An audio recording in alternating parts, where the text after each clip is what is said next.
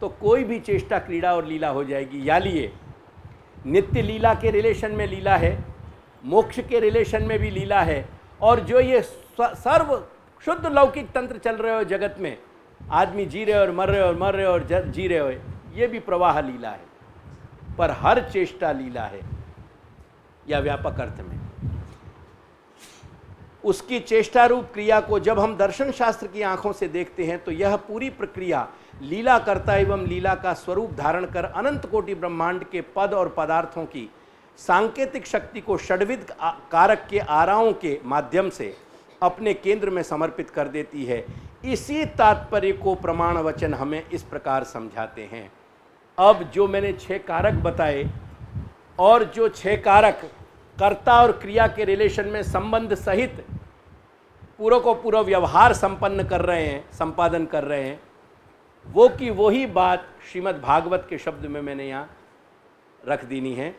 तो केवल व्याकरण शास्त्र की बात नहीं है, व्याकरण सु अपन ने बात समझी, लेकिन समापन अपनो दर्शन शास्त्र में हो रहे हो।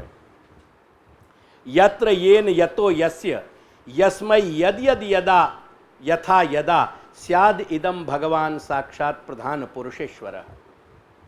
या के व्याख्या के शब्दन को मैं हिंदी कर तो जा रहे हूँ, तुम देखियो और थोड़ो सो मोद भरो आनंद लीजो। यत्र यस्मिन अधिकरणे, ऊपर देखो चक्र में अधिकरण है, वहाँ कर्ता के इधर यत्र सु अधिकरण है। इदम विश्वम स्यात्, आधार के रूप में वो ये सारे फिजिकल वर्ल्ड के यूनिवर्स के रूप में अपनो स्वरूप ग्रहण कर रहे हो ब्रह्म। यत्र यानी यस्मिन अधिकरणे इदम विश्वम स्यात्, येन कर्ता, कर्ता यानी कर्ता सु तो अपन बात शुरू कर ही रहे हैं, कर्ता करणेन च। अब वो करण देखो, कर्म के नीचे करण आ गया। इदम स्यात् यानी वो कर्ता शक्तिमान अपनी शक्ति के माध्यम से, अपने सामर्थ्य के माध्यम से ये सारो अनंत कोटि ब्रह्मांडात्मक जगत को अस्तित्व में ला रहे हो। या लिए शक्ति और शक्तिमान के अभेद सु शक्ति में वाके सामर्थ्य में इंस्ट्रूमेंटेलिटी करण आ गए। करण यानी इंस्ट्रूमेंट।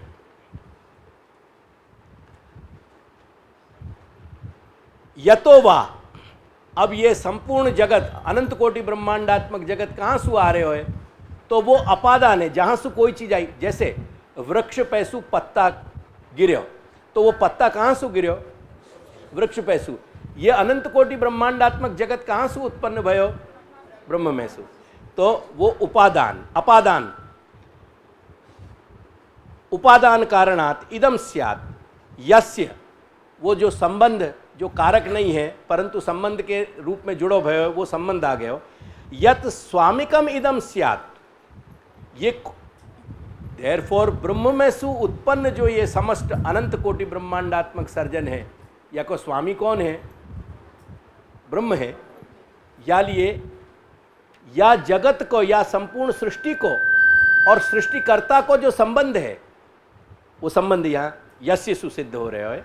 यस्मई संप्रदानाय यत विहारार्थम, और ये कौन की क्रीड़ा के लिए है, स्वयं ब्रह्म की क्रीड़ा के लिए है। ये अनंत कोटि ब्रह्मांड कौन की क्रीड़ा के लिए उत्पन्न किया है, ईश्वर ने, भगवान ने स्वयं की क्रीड़ा के लिए। या लिए जो संप्रदान है, वो संप्रदान यानी करण के नीचे जो संप्रदान है, वो संप्रदान को अर्थ आ गया यस्मई। यत यह प्रयोज्य करता, यच्च कर्म यद यद इति यथा येन प्रकारेण, या प्रकार से आप देखो, या में सारे के सारे भागवत के या वचन में, भागवत को वचन अपन को ये बता रहे हो कि ये जितने रिलेशंस बन रहे हैं, ये कारक चक्र के द्वारा कर्ता और क्रिया के बीच में कर्म, करण, संप्रदान, अपादान, संबंध, ये जितने संबंध क्रिएट 6 के 6 हो रहे हैं संबंध सहित, ये सारे ब्रह्म के रिलेशन में हैं। देयरफॉर कह रहे हैं कि हे भगवान, त्वमेव प्रधानम भोग्यम पुरुषो भोक्ता तयोरपि परः त्वमेव साक्षात इत्यर्थ। यानी जो प्रकृति है, जा प्रकृति ने अनंत कोटि ब्रह्मांडात्मक स्वरूप धारण कियो है और या में जो चैतन्य जीव पुरुष पैदा भये हैं, ये प्रधान और पुरुष इन दोनों को भी स्वामी है तो तू है। ये पूरे वचन के द्वारा जितने भी पदार्थ हैं, जो भी अस्तित्व में वस्तु मात्र है और वाकु संकेत करने वाली जो वाणी है, वो वाणी अपने गूढ़ आशय सु अगर संकेत कर रही है तो ब्रह्म को संकेत कर रही है। यानी ये भगवत लीला को डायमेंशन है महाप्रभु की दृष्टि से। केवल नित्य लीला वही लीला नहीं है, केवल मोक्ष सिद्ध कराने वाली लीला वही लीला नहीं है, लेकिन प्रवाह में भी घटित होने वाला जो कुछ भी चक्र है, ये सब कुछ लीला है। ये श्री महाप्रभु को लीला को डायमेंशन है।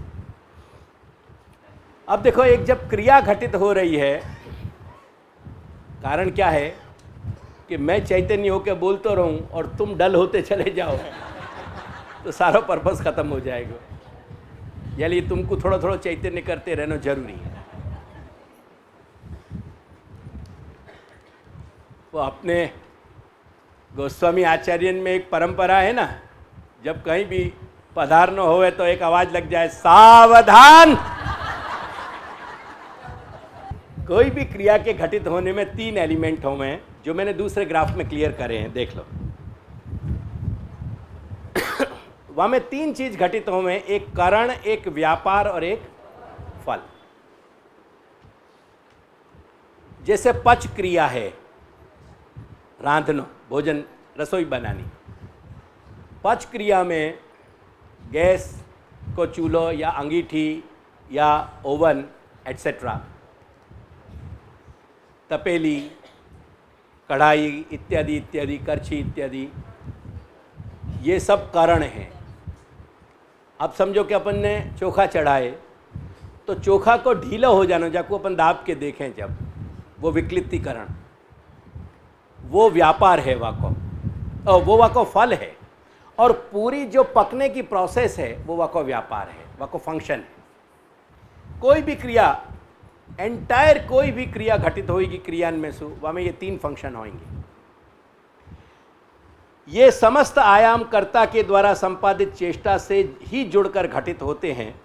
अतएव कर्ता और कर्ता की चेष्टा रूप क्रिया के 3 परिणाम स्वतः अस्तित्व में आ जाते हैं।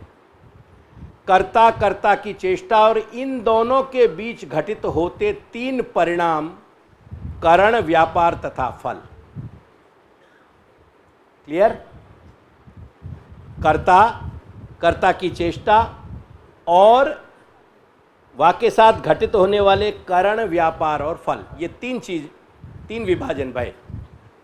निष्पन्न होती हुई किसी भी चेष्टा या क्रिया का असाधारण कारण करण कहलाता है। कोई भी क्रिया जब प्रोसेस में है, वह को कंप्लीट करने वाले जो भी साधन हैं वो करण या उपकरण कहलाएंगे। जैसे अपनी तपेली या गैस को चूल्हो एटसेट्रा, ये सब करण कहलाएंगे। यह कारण 2 तरह का होता है, उपादान एवं निमित्त। आधारभूत उपादान कारण के उपस्थित होने पर, जैसे मट्टी के बर्तन को उपादान कारण मट्टी, वो वाको आधारभूत कारण है। आधारभूत उपादान कारण के उपस्थित होने पर भी निमित्त कारण के निष्क्रिय होने पर, अब आधारभूत अपने पास उपादान कारण है, चोखा है, पर निमित्त कारण अगर नहीं है, सिगड़ी, चूल्हा एटसेट्रा एटसेट्रा, बासन, तो क्या होएगा? कुछ नहीं हो सके। निमित्त कारण के निष्क्रिय होने पर, इनएक्टिव होने पे कार्य उत्पन्न नहीं होता। अतएव उपादान के संदर्भ में सक्रिय होने वाले निमित्त कारण को उपकरण भी कहा जाता है, जिसे हम करण भी कह सकते हैं। करण जब सक्रिय होता है तब परिणाम स्वरूप कुछ न कुछ व्यापार फंक्शन घटित होना चाहिए। जब करण एक्टिव होंगे वाके उपकरण, तो कुछ न कुछ फंक्शन होना चाहिए। तो होते हुए व्यापार के कारण को उपकरण या करण कहते हैं। ठीक है? पूर्णता पर पहुंचने वाली इस प्रक्रिया का पूर्णता पर पहुंचने वाली इस प्रक्रिया का घटित होने वाला परिणाम ही फल कहा जाता है। अवतार दशा में भूतल पर घटित होने वाली भगवत क्रीड़ा जब निरोध घटित होवे, अब निरोध रूपी चेष्टा हो रही ना, क्रिया हो रही ना, तो वहां में एक करण होना चाहिए, एक व्यापार होना चाहिए और एक फल होना चाहिए। तो करण क्या है? स्वयं जो क्रीड़ा घटित हो रही है, जो लीला घटित हो रही है, वो करण है। जैसे श्री गोवर्धन लीला फॉर एग्जाम्पल, वो लीला इटसेल्फ करण है, इंस्ट्रूमेंट है। तो होने वाली भगवत क्रीड़ा करण का रूप धारण कर प्रपंच विस्मृति पूर्विका भगवदासक्ति संपादन रूप व्यापार उत्पन्न करती हुई, अब वो करण सु फंक्शन क्या उत्पन्न हो रहे हो, वो करण, वो इंस्ट्रूमेंटेलिटी जिन लोगन के रिलेशन में घटित हो रही हैं, वो इंस्ट्रूमेंट जहां जहां, यानी वो लीला जिनके संदर्भ में हो रही है, करण रूपा लीला, उतने जीवन में भगवदासक्ति बढ़ रही है और प्रपंचासक्ति कम हो रही है। तो प्रपंचासक्ति घटनो और भगवदासक्ति बढ़नो, ये फंक्शन हो रहे हो, व्यापार हो रहे हो। क्या लाया मेरी बात? प्रपंच विस्मृति पूर्विका भगवदासक्ति संपादन रूप व्यापार उत्पन्न करती हुई अंततो गत्वा अपनी पूर्णता पर निरोध रूपी फल में पर्यवसित हो जाती है। भगवत चेष्टा यानी क्रिया, वह क्रिया को संपन्न करने वाले तीन एलिमेंट करण, व्यापार और फल, भगवत लीला इटसेल्फ, क्रीड़ा इटसेल्फ करण है। वासु होने वाला व्यापार, वो भगवद आसक्ति या व्यसन या सर्वात्म भाव की सिद्धि, वो व्यापार है। सर्वात्म भाव सिद्ध होनो या निरोध सिद्ध होनो, भगवद आसक्ति बढ़नी, जो आसक्ति और प्रेम आसक्ति और व्यसन के रूप में श्री महाप्रभु ने अपन को समझाया, और जो प्रेम आसक्ति व्यसन के रूप में भागवत में दशम स्कंद में अपन को समझाया, वो प्रेम और आसक्ति और व्यसन जो भगवत रिलेशन में घटित हो रहे हैं, वो सब व्यापार है। और वाक्य परिणाम स्वरूप जो निरोध सिद्ध हो गए हो, इनऑर्डिनेट रीजन, जैसे फॉर एग्जाम्पल मट्टी के बासन बने, जब वो चक्का फिराया हो जाए या चक्का को फिराने वाले डंडा है, वो इनऑर्डिनेट कारण है। अगर वो दोनों नहीं होंगे तो बर्तन बनेगा ही नहीं। वो साधारण नहीं, मतलब ये कि बर्तन कोई भी होए, लेकिन अब जैसे चढ़ावे के लिए कोई चावल चढ़ा रहे हो तो कोई ना कोई पात्र तो चाहिए को ना। तो पात्र सु कोई तपेली या कटोरी या कटोरा को मतलब नहीं, पर एनी पात्र इटसेल्फ इनऑर्डिनेट है, वहां असाधारण है, क्योंकि अपन वहां को हाथ में लेके नहीं पका सके ना।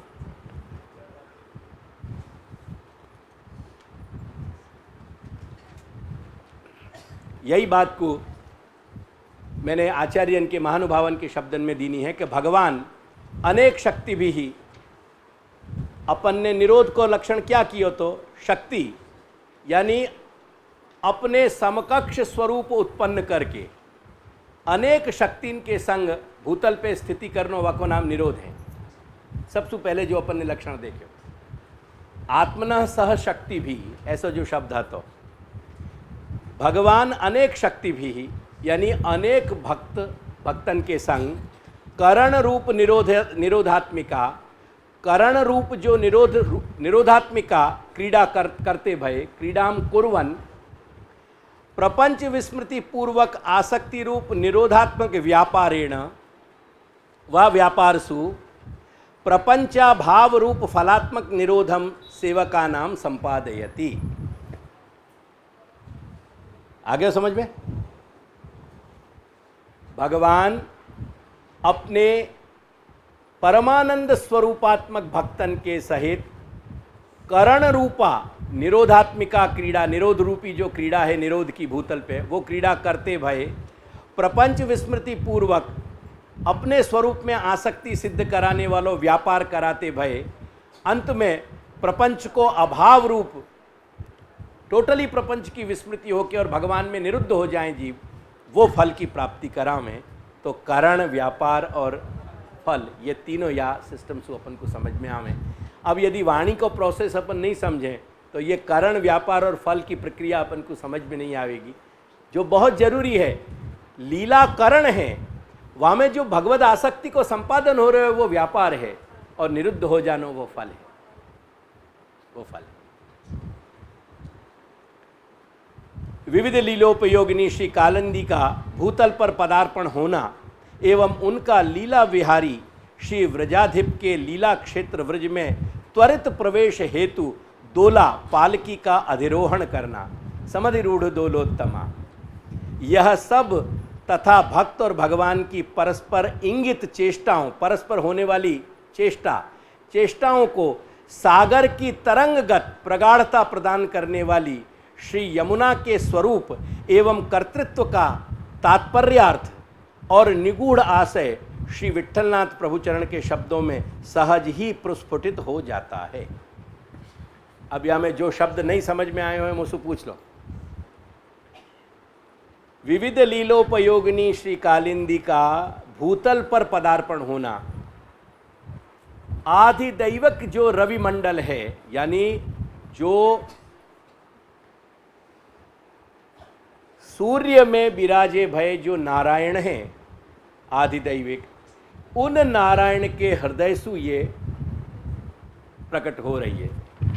केवल एक वचन उपनिषद को सुनाऊं।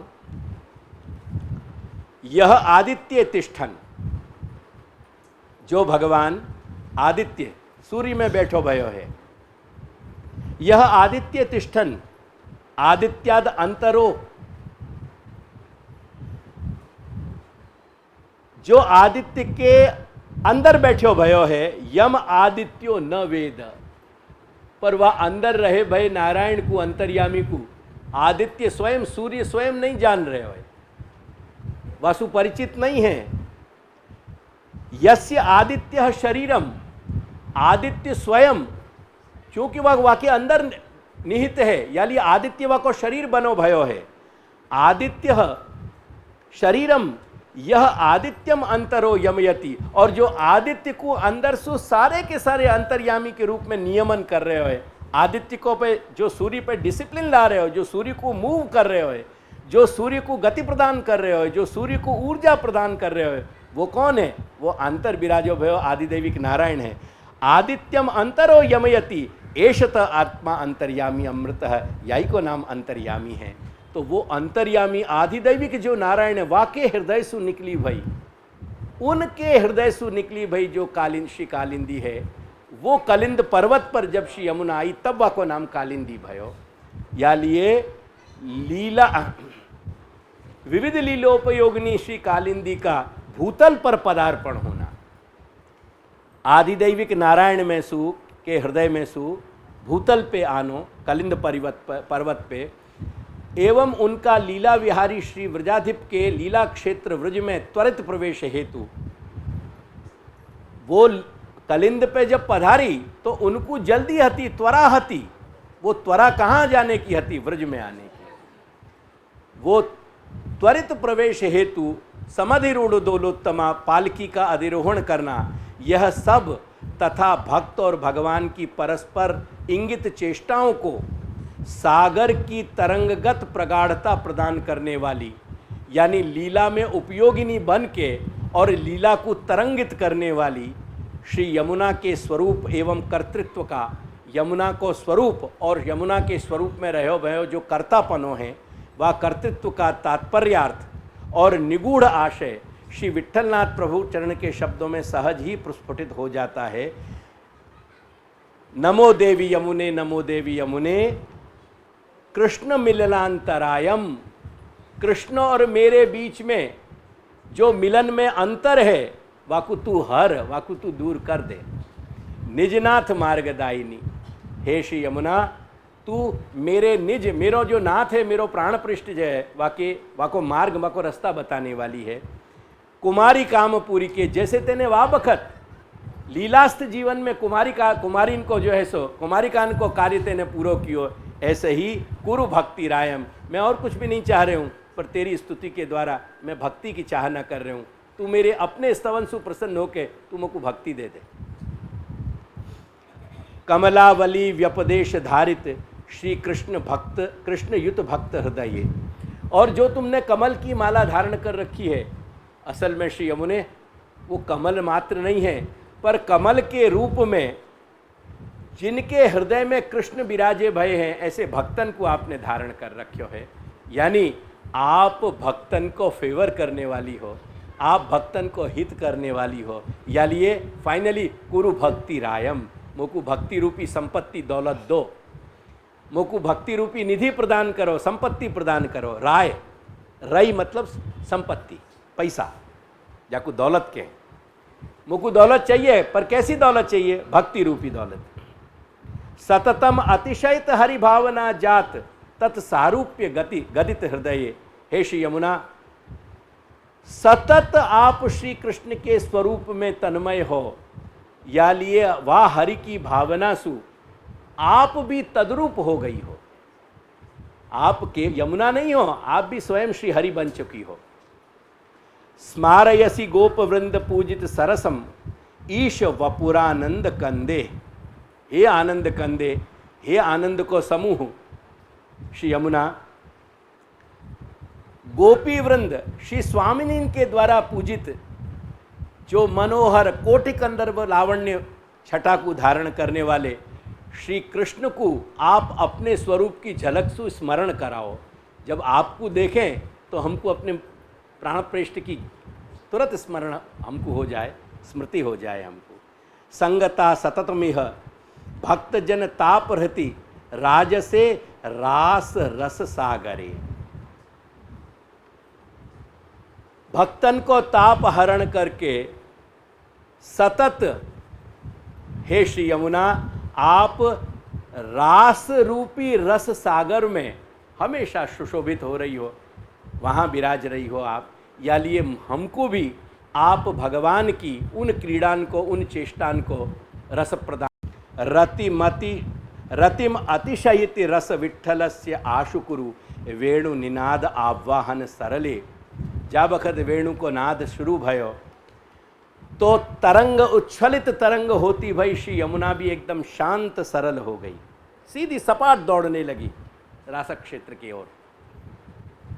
अपने सारे तरंगित श्रीअंग में वेणुनाद में समाधिस्थ होके, वेणुनाद में मग्न होके एकदम स्तब्ध श्रीअंग कर लियो, सरल बन गई सीधी।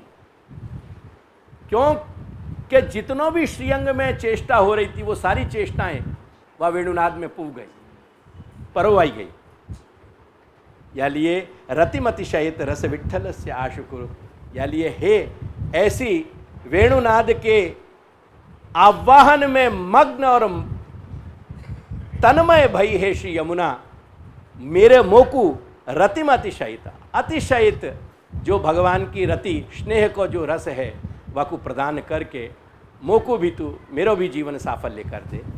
ये श्री विठ्ठलनाथ प्रभु चरण की के शब्द हैं। इन सारे शब्दन को ऊपर से नीचे लेकर के जितने भी ये शब्द मैंने यहाँ टंकित किए हैं, बाकी के जो अनधिकारी यानी अनधिकार के कारण जिनकी मैं यहाँ विवेचना नहीं करना चाह रहे हो तो वो मैंने संबोधन नहीं भी लिए हैं, लेकिन इन सारे संबोधन में से एक ही आशय निकल रहे हो है, यहाँ कहीं भी श्री यमुना की स्वतंत्र पूजा अर्चा या स्तवन नहीं है।